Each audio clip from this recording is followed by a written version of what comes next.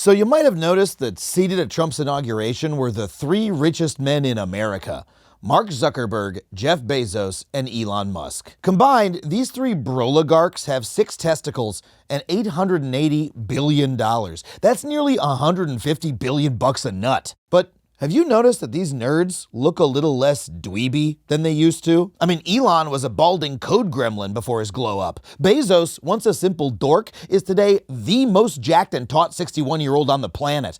And just a couple of years ago, Zuck was a pasty-faced robot glitching out before Congress. But now, he looks like the most swagged out real estate agent in all of Orlando. He looks like a TikToker who quit his dad's used car dealership to do pranks with his boys. He looks like a piece of broccoli who got a Billabong gift card. There's something weird going on here. Why exactly do these guys have so much to prove? Why does Zuck need to show us he's lifting big weights? Why does Musk need to tell us he's the world's greatest gamer? And why does Bezos desperately feel the need to share a shirtless selfie every 30 seconds? It's simply bizarre. These men have enough money to buy themselves limitless power. Hell, Elon used his money to cuck the president and destroy the federal government. But the one thing they can't seem to buy is a stable and confident sense of their own manhood. For some reason, that is not for sale. Why?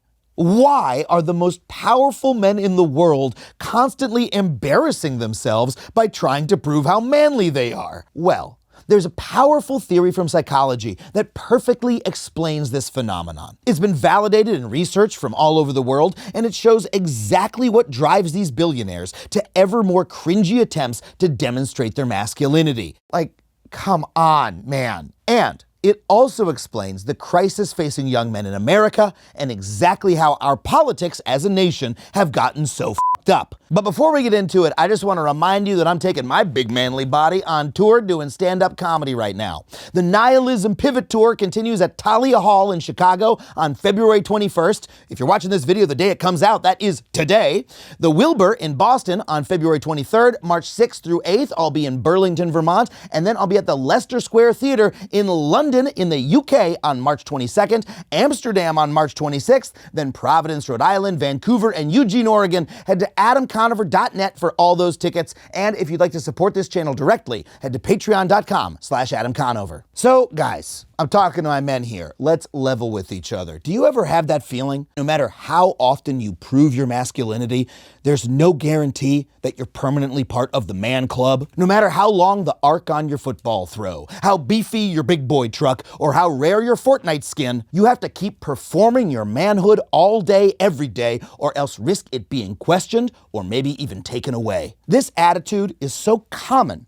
Social media is full of videos telling us that even the way we sit needs to communicate manliness. This is definitely a more feminine way to sit, but a man who's masculine is going to take up space, right? Oh yeah, nothing's more secure and masculine than letting another man tell you how to sit. Well, there is a powerful psychological theory that explains exactly why masculinity operates like this.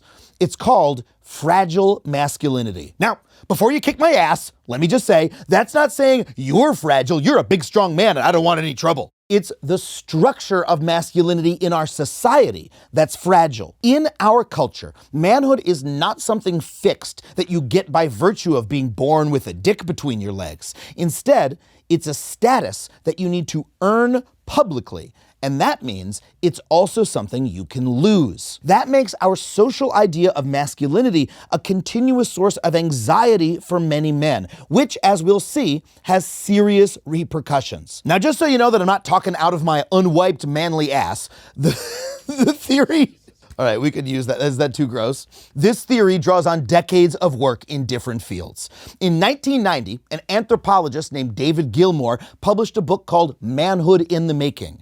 And he found that in non-industrial and agrarian societies globally, manhood was a precious status that men had to earn. Depending on your culture, it might require killing an antelope, going through a circumcision ritual without anesthetic, or putting your hand in a glove filled with fire ants. You know, just regular dude stuff. stuff. Other social scientists have since confirmed Gilmore's findings, and data from history, psychology, sociology, and political science have all shown how widespread these beliefs are.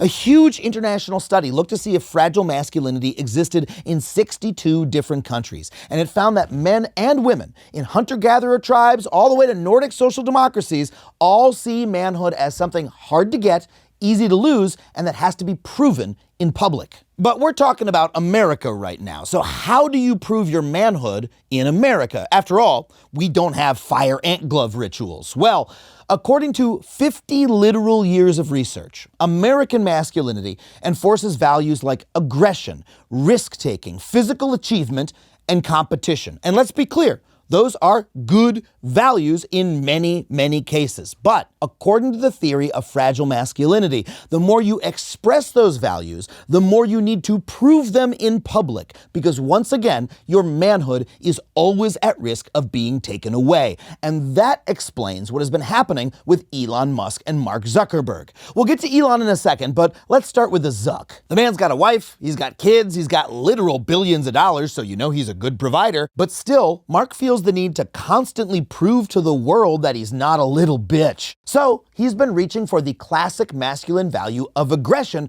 and getting super into mixed martial arts. Ooh, very strong, Mark. You would definitely protect your family from a clan of ninjas in a back alley. Now look, there's nothing wrong with getting in shape and posting your gains on social media. I do the same thing. Look, we're all just trying to get yoked for YouTube, baby. But getting in lethal fighting shape wasn't enough for Zuck. He felt the need to keep proving himself.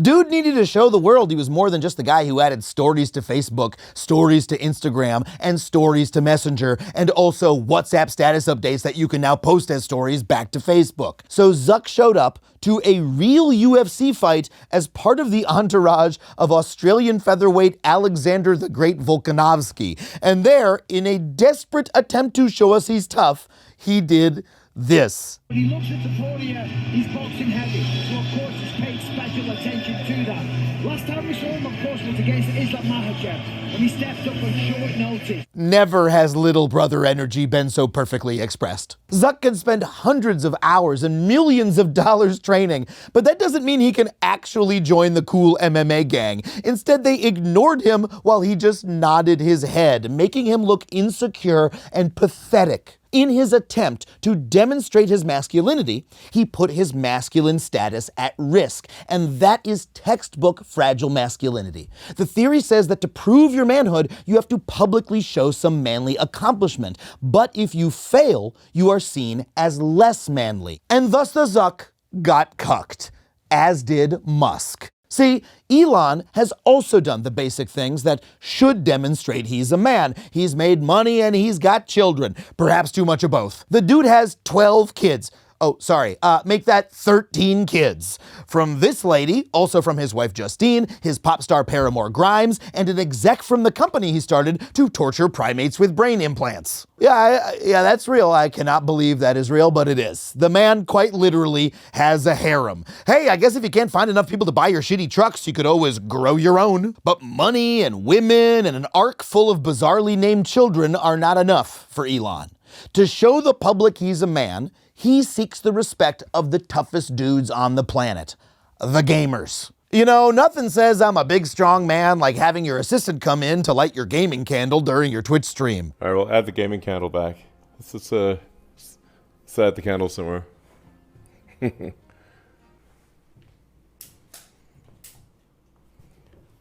I don't want to get too Freudian here. Sometimes a gaming candle is just a gaming candle, but perhaps we can see a little bit of fragile masculinity in the fact that Elon keeps his huge synthetic white shaft next to his gaming rig and that he requires someone else to light it up for him. Armchair psychoanalysts, feel free to pop off in the comments. But even worse, it turns out that Elon, the gamer god, is a total fraud. Gamers watching him stream Path of Exile 2 noticed that Elon appeared to have no idea what he was doing, despite claiming to be one of the best players in the world. Redditors started tracking his noob behavior and eventually figured out that Elon was boosting, meaning he was paying someone else to play the game for him to level up his account. It's not a hurricane machine conspiracy theory, it is beyond a shadow of a doubt true that Elon Musk does not play this game. Dude, there is just nothing more pathetic than lying about how good you are at a video game. Trust me, I learned that at a sleepover when I was 13 years old. Dude literally could have sent $100 to every teenage boy in America if their approval was that important to him. Just like Mark Zuckerberg, Musk sought out to prove his masculinity and in the attempt forfeited it. And again, that follows from the theory of fragile masculinity. Manhood is something that you need to earn by publicly proving yourself, and that means it's also something that you can publicly lose. So what happens then? Once you have embarrassed yourself before the public and you look like a little tiny baby boy? Well, if your identity is based around conforming to the masculine stereotype, research again shows that when you fail to live up to that stereotype, all you can do is double down and risk embarrassing yourself again. The research on this is nuts. It shows that men whose manhood is threatened tend to respond with aggression. They literally start drinking more, they punch harder, they take more financial risks, and they show less support for gender and social equality. They even get more enjoyment out of sexist and anti-gay jokes. In other words, men who feel insecure about their manhood because it is being threatened literally compensate by becoming even more ludicrous stereotypes of masculinity. And it's important that we understand something here. Both Musk and Zuck have their masculinity threatened constantly. Even on Musk's own platform X, the one he spent $44 billion to buy, he is repeatedly humiliated. You know how we know that? He literally tweeted, "I am constantly insulted on this platform." Oh, buddy, that's sad for you, man. Oh, I don't want to feel bad for this guy. And it's not just X. In 2022, Elon went on stage during a Dave Chappelle show, and at that show, he was booed by the crowd for 10 minutes. Controversy, buddy. Weren't expecting this, were you? It sounds like some of them people you fired are in the audience. Now, you know, someone with a stable sense of their own masculinity might persevere in the face of that kind of public hate, but Elon is not that someone.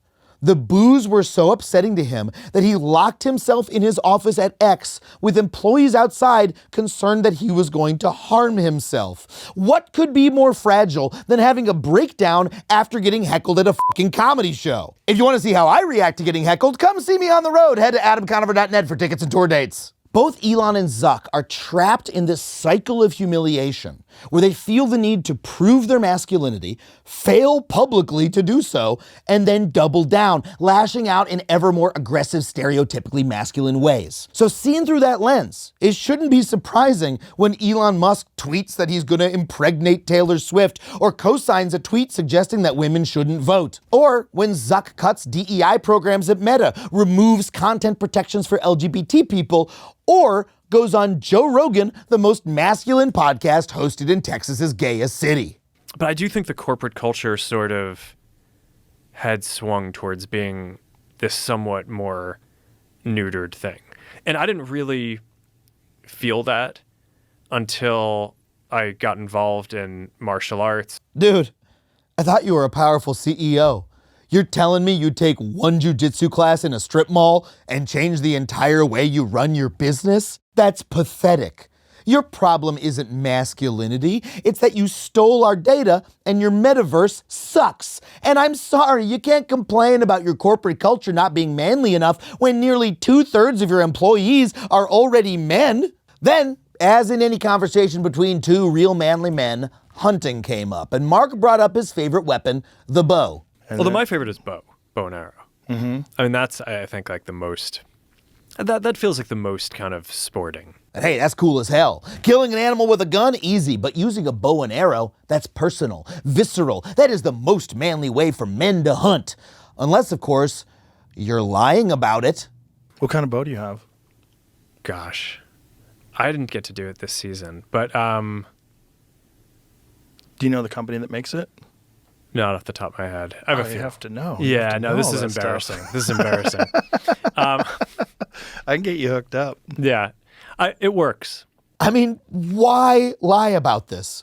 Why? It's like Mark caught a stomach bug that makes him incapable of holding down his own dignity. He just has to barf this embarrassing shit out. It is utterly humiliating. But you know what? It's also typical. Musk and Zuck aren't outliers. See, as much as I like to make fun of these guys, it's not entirely their fault. Fragile masculinity is something that society does to men, that it inflicts upon us. I mean, hell, our own families do it to us. Elon is this way because he was bullied and abused as a child. First and foremost by his macho, overcompensating, flailing businessman of a dad who, quote, never tired of telling Elon how worthless he was. I know, I'm sorry, I made you feel bad for Elon Musk, but that is the truth. Fragile masculinity is not a mystic force of human nature. It's a set of ideas that is transmitted from person to person, from shitty dad to pathetic son. And even though Musk and Zuckerberg are the most privileged and powerful people on the planet, they have been absolutely warped by it. At the root of Zuck's decision to allow abuse and harassment of vulnerable people on his platforms, or Musk's efforts to destroy the mechanics of American government from the inside, are these dudes' failures to be the men they imagine themselves to be. It's just sad, frankly. But, you know, these guys are billionaires, so they're going to be fine no matter what. No matter how much they embarrass themselves, they'll be okay. But when this dynamic happens to real men in the real world, it makes their lives worse. It often kills them. And it explains the fascist turn in American politics. See, our American concept of masculinity, again, is centered around independence, competition, and achievement. All good qualities if you can achieve them in a secure way. But by those terms, many young American men are objectively failing through no fault of their own. First, our schools are leaving men behind. Their dropout rates are higher and their scores are lower than women. And while they were just as likely to graduate college as women 30 years ago, now women have left them in the dust. And it's not just school, it's in the economy itself. Young men are working less than they did in the past, and their wages are stagnating, especially if they don't have college degrees. And remember, college is expensive in this country, so many men can't access it. The world has literally changed around American men. Our economy is no longer structured so that an average guy without a college degree can get a good job to provide for his wife and family. The jobs that these men used to get are simply gone.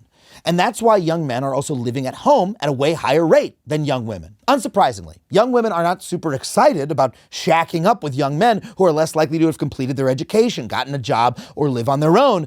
And consequently, young men are way more likely to be single and way less likely to have sex than they used to be. Men also experience higher rates of loneliness, drug abuse, and suicide. I mean, men commit suicide nearly 4 times as often as women. Just about every social indicator looks worse for men, and that is a serious problem. By the way, those last stats are from our sponsor, usafacts.org. If you want real data straight from the government, they're the place to go to. And you know what? In a time when it seems like no one can agree, it's really critical to have useful and reliable data that you know is straight from the source. And usafacts.org has been a fantastic resource for us when we've been writing and researching these videos. So check them out, usafacts.org. It's a phenomenal resource. The crisis that men are facing isn't just bad for our health and our wallets. It also harms men's image of ourselves, and it plays right into the fragile masculinity trap. If you're not able to earn a living or find a partner, that literally threatens your image of your own manhood. And that forces you, once again, to double down. And that has had a powerful effect on our politics. Research actually shows that the more insecure you are as a man, the more you support tough guy right-wing policies, which is why it should be no surprise that so many young men turned sharply towards Trump this election. If turning to MAGA sues the masculinity of a billionaire who got his feelings hurt by a pro gamer, well, it must do the same thing for an unemployed 25-year-old with no job prospects in a changing economy. That's why Trump's campaign was awash in hyper-masculine images, like this one. And if that seems like a childish version of masculinity, it literally is. In the case of Hulk Hogan, it's literally for children. Eat your vegetables, brothers. But at least it's something. Republicans went out of their way to bring the campaign to young men. They targeted them where they were, watching UFC, listening to dude podcasts, and going to college football games. But what did young men get from the Democrats in 2024? Oh, an invitation to Coach Waltz's roof to clean his gutters while he delivers a lecture about enthusiastic consent. That's worse than fucking nothing. Thanks a lot, Mr. fucking Feeney. Young men are in a crisis. That is our social and economic reality. And if we do not address the source of that crisis, it will continue to be inflamed by the same compensatory power fantasies that have melted the brains of Zuck and Elon. And to do that, young men, yes, need new forms of media that actually speak to their problems and give them proper role models of what a healthier version of masculinity could look like. Plenty of people have made that argument. But more importantly than that, they need actual policy that actually addresses their problems. We need more male teachers for struggling male students. We need to help men get and keep jobs by promoting the hell out of vocational training and making it, guess what, free so people can actually access it. And we need to make sure that those jobs, when they get them, are stable, good-paying union jobs that actually provide them a life. And when it comes to addressing the unacceptably high rate of male suicide, we need a serious and sustained public health response. Policy is not enough by itself. We also need to change our concept of masculinity to not be so fucking fragile. And you know what? That is possible. Because while fragile masculinity is seen in societies around the world, different societies buy into it more or less. And you know what makes them buy into it less? Gender equality. That's right. Countries with higher levels of gender equality have lower levels of fragile masculinity, have more secure masculinity in their male populace. Yeah, it turns out that oppressing women and queer people doesn't strengthen your manhood. It only makes you more fucking insecure. Kind of makes sense, right? I mean, guys who are secure in their masculinity are generally less likely to bully a gay teen in the cafeteria. And that means that we are not stuck. We can escape the trap of fragile masculinity by treating everyone in society with fairness and empathy.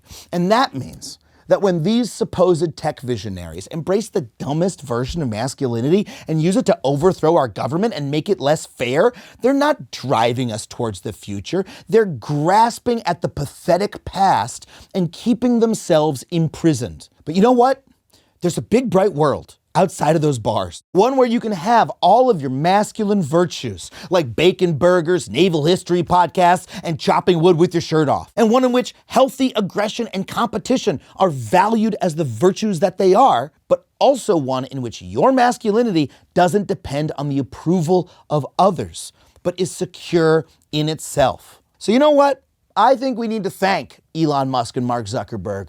Because in their pathetic, grasping insecurity, it turns out they're actually the perfect people to teach us the truth about fragile masculinity and how it imprisons us, and to help us chart a path out. Go for it, guys. Keep embarrassing yourselves in public. It's pretty fun to watch. I want to see you guys windsurf. I want to see you try to do porn and be bad at it. I want to see you go to a biker bar, smash a bottle on the table, and challenge those dudes to a fight. Because you know what? You'll get the shit beaten out of you, but all of us will laugh, and we'll all learn something.